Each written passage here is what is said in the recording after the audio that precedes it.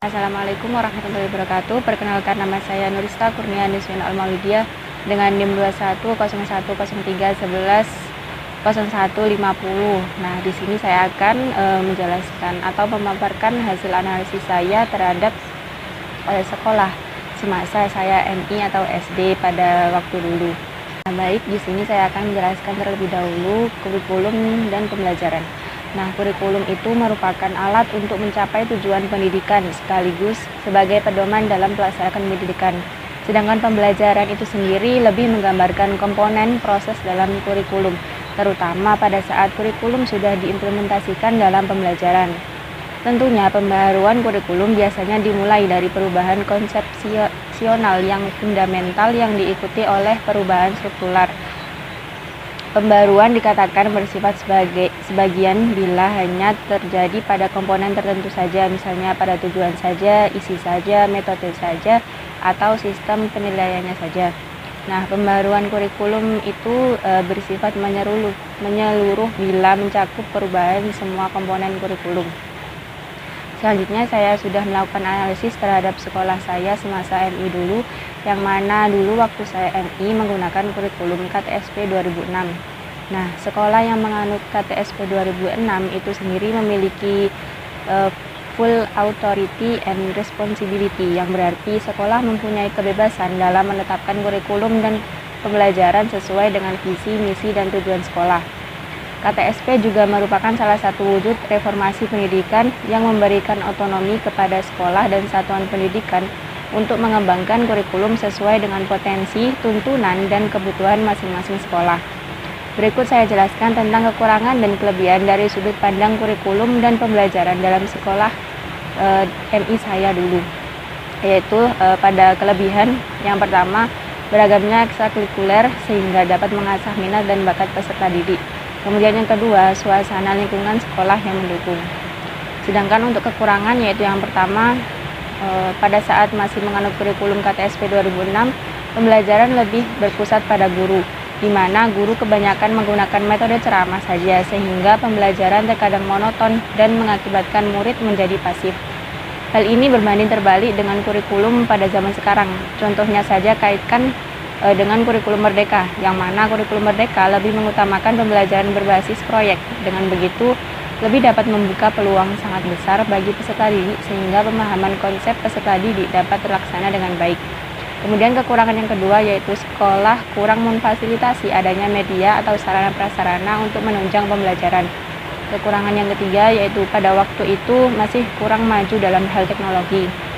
Dan kekurangan yang terakhir, guru seringkali masih bingung dalam memahami KTSP, baik dari konsepnya, penyusunannya, maupun prakteknya di lapangan, sehingga penyampaian pembelajaran masih belum bisa maksimal.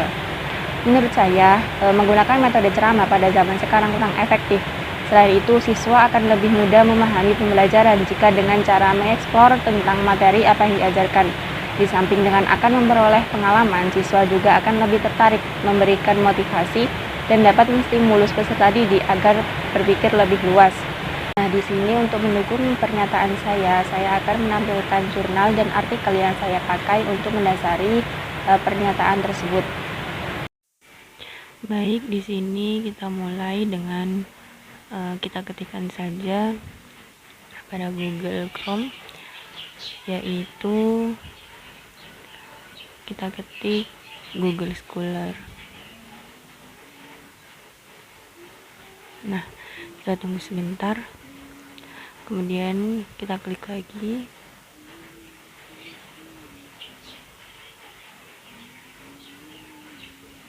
Kita ketik apa yang ingin kita cari. Nah, di sini saya akan mencari tentang pengertian kurikulum pembelajaran.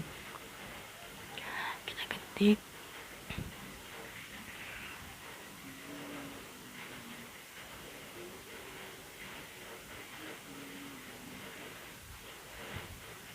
Nah, di sini banyak sekali referensi yang bisa kita gunakan.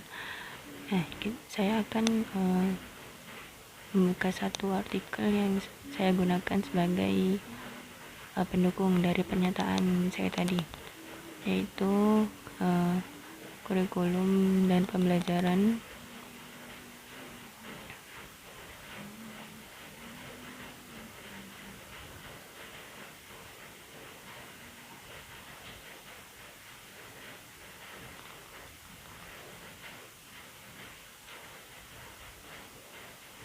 Nah, di sini yang saya gunakan sebagai referensi yaitu dari Profesor R. Ibrahim MA mengenai beberapa catatan tentang kurikulum dan pembelajaran. Nah, banyak sekali di sini sudah tertera. Kurikulum merupakan seperangkat program pendidikan yang direncanakan dan dilaksanakan untuk mencapai tujuan-tujuan pendidikan.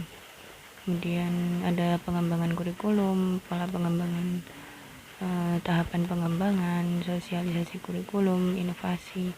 Dan di sini ada pengertian pembelajaran yang mana pembelajaran menggambarkan komponen proses dalam kurikulum, terutama pada saat kurikulum sudah diimplementasikan. Kemudian teori-teori belajar, evaluasi pembelajaran. Nah, kita keluar lagi, kita menuju referensi yang kedua, yaitu pada buku. Saya mengambil satu buah buku yang saya gunakan sebagai referensi, yaitu buku tentang kurikulum dan pembelajaran oleh Pratiwi Barnita Puba, Rosmita Sari, dan lain sebagainya.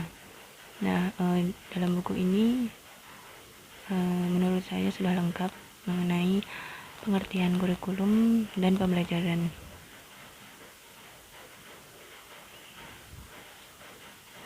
Kita ke bawah, kemudian kita lihat ada definisi kurikulum menurut para ahli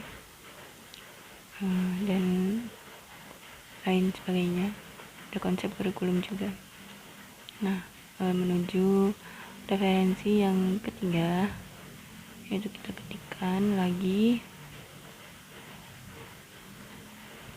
mengenai pembelajaran aktif di sekolah SD. Nah, di sini saya menggunakan referensi yang paling atas, yaitu pengaruh strategi pembelajaran aktif terhadap hasil belajar pada madrasah ibtidaiyah. Kita download terlebih dahulu.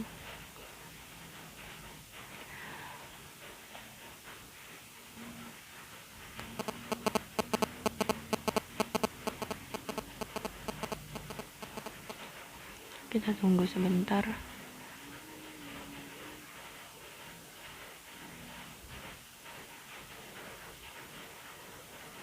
Nah, di sini sudah tertera artikel atau jurnal mengenai pengaruh strategi pembelajaran aktif terhadap hasil belajar pada madrasah ibtidaiyah oleh Nurdiansyah dan Fitriani.